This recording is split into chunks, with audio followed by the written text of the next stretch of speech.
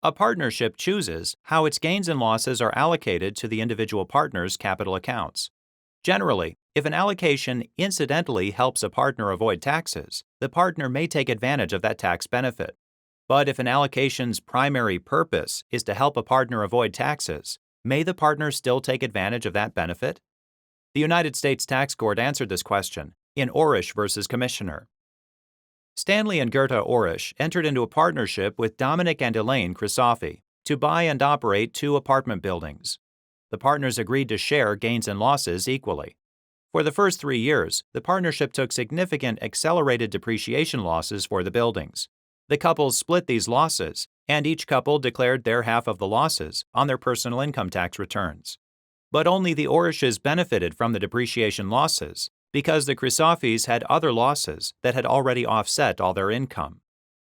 In year 4, the partners agreed to a special allocation that allocated all the depreciation losses to the Orrisches.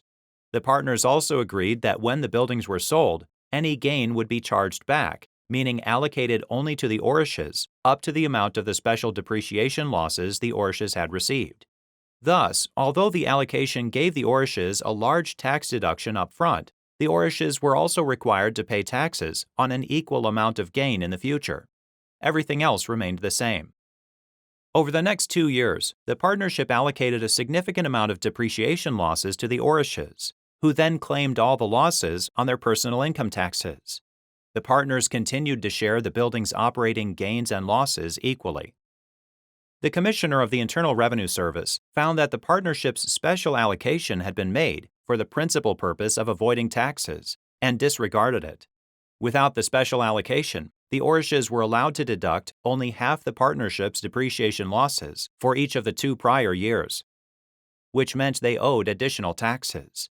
The Orrisches petitioned the United States Tax Court for relief.